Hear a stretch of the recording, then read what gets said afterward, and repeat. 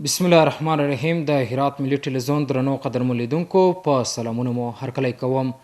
نن څلورنۍ چهارشنبه د 1445 هجري سپوږمیز کال د روژې مبارکې میاشتې 18 نیټه ده چې د 1403 هجري لمریز کال د ورې میاشتې 8 نیټې سره سمون خوري. په سر کې د څو خبرونو سرټکي.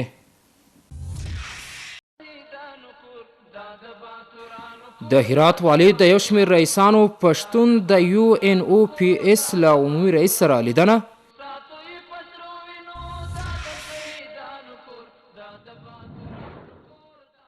د هرات مرستیال والي د امارتي ادارو د لیدو په ترڅ کې د مخابراتو ریاست څخه لیدنه.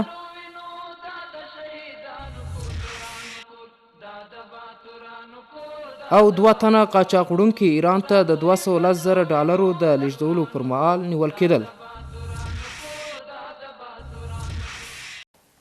اوس هم ستاسو پام راړوم بشپړ خبرونو ته. د هرات والي شیخ مولانا اسلام جار د بهرنیو اړیکو د کلیو او پراختیا او اقتصاد ریاستونو رئیسانو پښتون کې د UNOPS له عمومي رئیس سره وکتل. په دې غونډه کې چې په اسلامي باغ کې جوړه سوه، لومړی د هرات والي شیخ مولانا اسلام جار په هرات ولایت کې د پراختیایي پروژو د تطبیق په برخه کې د UNOPS دفتر له تخنیکي او مسلکي ملاتړ څخه مننه وکړه او له دې ادارې سره د دولتي ادارو همکاري ډاډ ورکړ. شیخ اسلام جار د UNOPS دفتر مشر ته په خطاب کې وویل افغانستان امن دی او د پرمختیایي پروژو په پلي کولو کې او خلکو ته د خدمت په برخه کې هیڅ خنډ نسته. په ورته وخت کې د UNOPS عمومي رئیس د هرات له والي شیخ مولانا اسلام جار سره د خپل دفتر کاري برنامه شریکه کړه او نورو پراختیایي پروژو د تطبیق په برخه کې د دوامداره همکارۍ ډاډ ورکړ. د هرات ولایت مقام مرستیال الحاج مهاجر فرعي له امارتي ادارو څخه د لیدلو په لړ کې د مخابراتو له ریاست څخه لیدنه وکړه.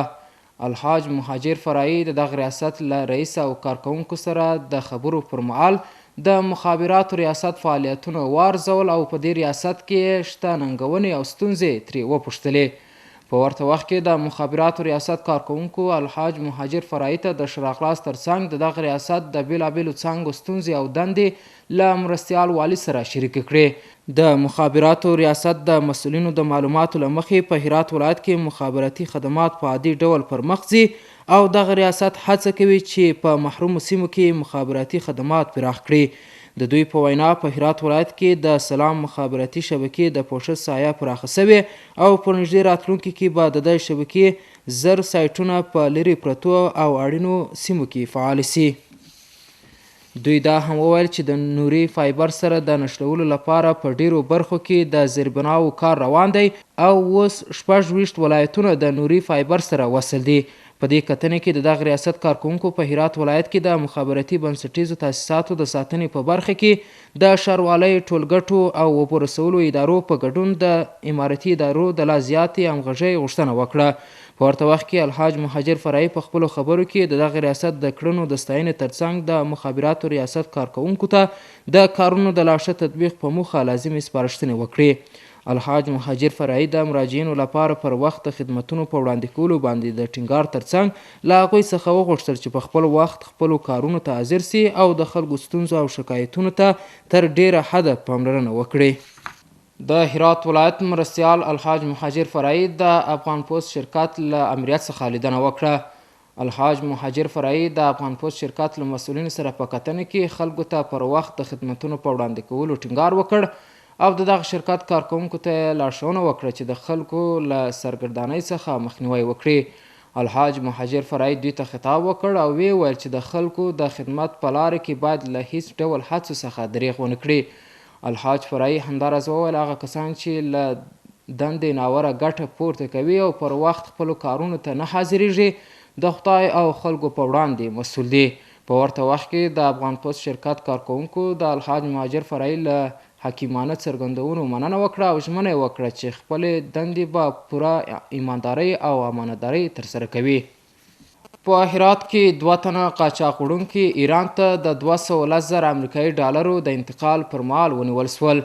د 200 الفاروق الاردن مسؤلین وایي 2 تنه قاچاق وړونکي د 5مې سرحدي لوا د کشف او استخباراتو د منصوبینو لخوا د هرات اسلام قلعه له لویې لارې څخه د 210,000 امریکایي ډالرو د لیږدولو پر مهال ونیول شول. د 200 الفاروق اردو ویان عزت الله سیدي د باختر اژانس خبریال ته وویل نیول شوي کسان د اړوندو ارګانونو لخوا تر څېړنې لاندې دي. په هرات ولایت کې د اسلامي امارت د ځواکونو لخوا یو تن د جعلي یعنې طلا یا سرو زرو د پلورلو په تور ونیول شوه. د هرات ولایت امنیه قومندانۍ د 2مې امنیتي حوزې منصوبینو د یو لړ کشفي عملیاتو په بهیر کې له مسلکي میتودونو څخه په ګټه اخیستو په دې بریالي شول چې د دغه سیمې له مربوطاتو څخه د جعلي طلا یا سرو زرو د پلور په تړاو یو تن ونیسي او د قانون منګولو ته یې وسپاري. له دغه کس څخه یو اندازه جعلي زیورات ترلاسه شوي او اوس د اسلامي امارت د ځواکونو تر څارنې لاندې دي.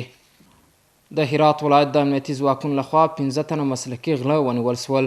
د هرات ولایت د 9مې امنیتي حوزې منصوبینو د 2 کشفي عملیاتو په بهیر کې د دغه حوزې اړوند یوه اندازه د سپینو زرو حلقې او غلا شوي ټلیفونونه کشف او ترلاسه کړل. له دغو کسانو څخه بېلابېلې حلقې او غلا شوي ټلیفونان ترلاسه شوي او اوس د هرات د امنیه قومندانۍ د امنیتي ځواکونو تر څارنې لاندې دي. محترم لیدونکو، اوس هم ستاسو پام راوړم د سبا ورځ د هوا اټکل.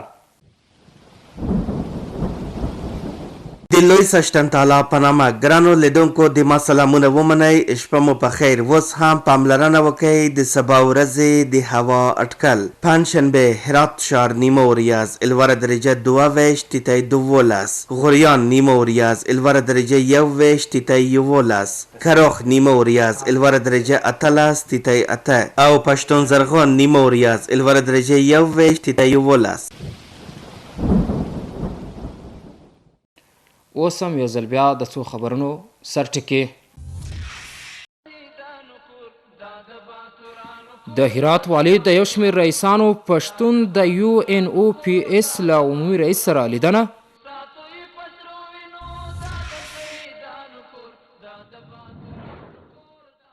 د هرات مرستیال والي د امارتي ادارو د لیدو په ترڅ کې د مخابراتو ریاست څخه لیدنه.